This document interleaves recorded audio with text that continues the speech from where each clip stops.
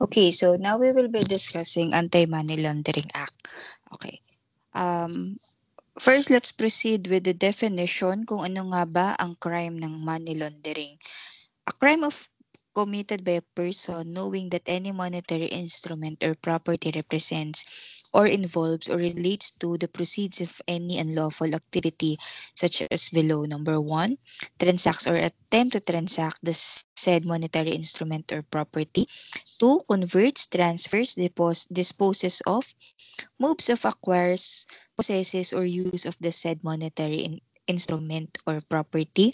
Three, conceals or disguises the true nature, source or location, disposition, movement of such money. Number four, attempts or conspires to commit money laundering offenses. Four, aids, abets, assess in or counsels the commissions of money laundering of offenses. B, performs or fails to perform any act as a result of which he facilitates the offense. And number seven, those committed by failure to report anti-money laundering counsel. Okay. So, ano nga ba pinag-uusapan natin sa money laundering? Okay. Kaya siya tinawag na money laundering from the words launder. When you say launder or doing laundry, di ba? You are making your clothes clean. Okay? Sa anti-money laundering or sa money laundering, you are attempting to clean a dirty money. Okay? So if you have watched the series sa Netflix na ang title ay Good Girls, napaka classic example ng money laundering. Okay, nag-start sila actually just to share the kwento. Nag-start sila sa mga coupons. So, ang ginawa nila, di ba sa Amerika, uso yung mga coupons sa mga grocery stores. Okay? Yung mga expired or mga hindi na-release na coupon, binibili nila doon sa taga-dispose ng coupon. Tapos, kiniklaim nila yung mga coupons na yon sa grocery at wala silang binabayaran sa grocery. So, naisip nila is lawakan nila yung kanilang scheme, pero scam talaga yon. Ang ginawa nila, nameke sila ng pera. Okay? So, fake money, technically the illegal act is doing or is committing fake money. Okay? So, ang ginawa nila, meron silang nakilalang artist na kayang-kayang gumawa ng fake money pero unintentionally, hindi niya alam na nag-drawing siya ng pera para dito sa mga good girls na to. Ngayon, ang ginawa nitong good girls na to, nireprint nila yan yung pera. As in like talagang totoong money. And then, in order for it, para hindi mahalata na nag-i-in sila ng fake money sa economy, um, in-spread out nila yung pera. Okay, like for example, ano bang ginawa nila? Yung isa, yung blonde character doon, ang ginawa niya is gumawa siya ng mga negosyo wherein yung fake money ini-insert niya yan sa kanyang laundry shop business. O di ba laundry shop business pa? Yung isa car wash at saka yung isa buy and sell ng kotse. Okay? So ngayon yung fake money na i-insert na sa economy kasi di mo ma-distinguish kung fake money talaga or hindi kasi nga kamukhang kamukha. Nalolonder na nila yon, so binibili nila ng goods tapos yung goods binibenta nila, edi ang bumalik sa kanila yung totoong pera na. So nalinis na yung kanilang fraudulent activity. Okay, so ganun po yung money laundering. Okay. So punta tayo sa stages ng money laundering. Number one is placement. The launderer inserts dirty money into legitimate financial institution. Okay, so for example, meron kang kapag kumuha kayo ng pera sa Cebuana Lhuillier, sa Western Union, guys, ng pera galing sa ibang bansa, lalo na kapag medyo malaki yung amount, madaming tanong kung ano ba ang purpose ng trabaho mo, saan galing yung pera, para saan yung purpose, ganyan. Okay, kasi ang iniiwasan po natin dito is yung money laundering. May possibility kasi na pera yan sa ibang bansa, nakuha sa illegal, dinadala dito sa Pilipinas para gamitin for legitimate purpose. Okay? So, ayun, nag insert sila ng pera sa legitimate financial institution. Layering. involve sending money through various financial transactions to change its form or to make it more difficult to follow. Like nga yung kwento kanina, ang ginawa nila yung pera, pinakalat nila tapos nilagay sa mga businesses and then bumabalik din sa kanila through the business itself and then yung profit nagiging malinis na. Number 3, integration. At this stage, the money re-enters mainstream economy in a legitimate looking form. Ayun.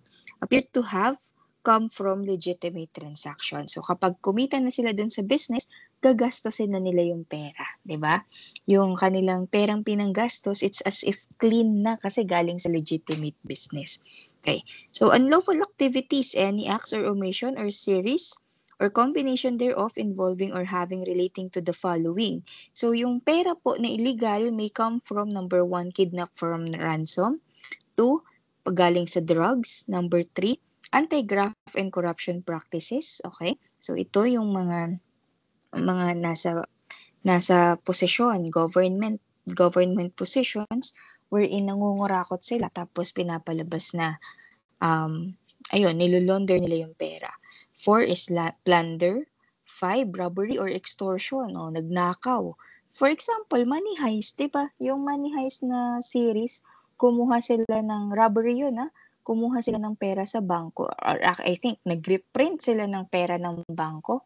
Tapos ang ginawa nila is lumipat sila sa iba't ibang lugar. O, 'di ba? Nilaunder nila yung pera, ginastos nila yung pera.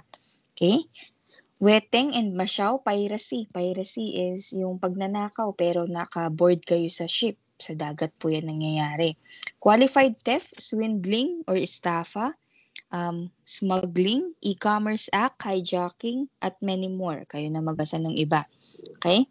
So, ano yung covered entities dito sa AMLA natin? Kasama ang bank institutions, kasama yung other entities administering or otherwise dealing in currency, like for example yung mga money exchange rate. Okay? Mutual funds, jewelry dealers as well kasi 'di ba pwedeng gamitin yung pera pambili ng jewelries tapos isasangla mo or ibebenta mo. Foreign exchange corporations, casinos. Okay? Kailangan mag-i-inquire kayo saan ba galing yung mga pera. Number 9, company services provided to third parties including CPAs or lawyers. Okay, ang nangyayari dito, ang CPAs at lawyers, sila yung nagiging agent ng illegal na transaction. Magandang movie na panoorin. Marami actually movie tungkol sa anti-money laundering. Magandang movie din yung forensic accounting. Tama ba? The Accountant. It's an action film pero forensic accounting yung ginagawa doon. Okay? If you also know Korean drama, 'di ba? Si Vicenzo, yung mga ginagawa ni Vicenzo, anti-money laundering po 'yan. Okay? Ano pa? Lawyers and accountants acting as independent legal professionals are not covered with respect to their privileged information. Pag kunwari pinapunta tayo sa korte, tapos pinapa-declare sa atin kung ano yung mga transactions, hindi pwedeng sabihin natin or invoke natin yung right to privilege information ng client. Parang, client, client relationship, privilege ng client, attorney-client privilege, or accountant-client privilege, hindi pwedeng invoke natin yun. Kailangan magsabi pa rin tayo ng totoo. Okay? So, obligations ng mga covered institution, they have to keep identification, manghingi sila ng ID, record keeping, safe harbor, kunwari talagang kaduda-duda yung kanilang transaction, kailangan ikikip nila yung tao or yung object mismo para hindi na makawala or makatakas. Reportorial requirements, covered transactions within 5 working days from the occurrence, kailangan magbigay ng report yung covered institutions. Okay?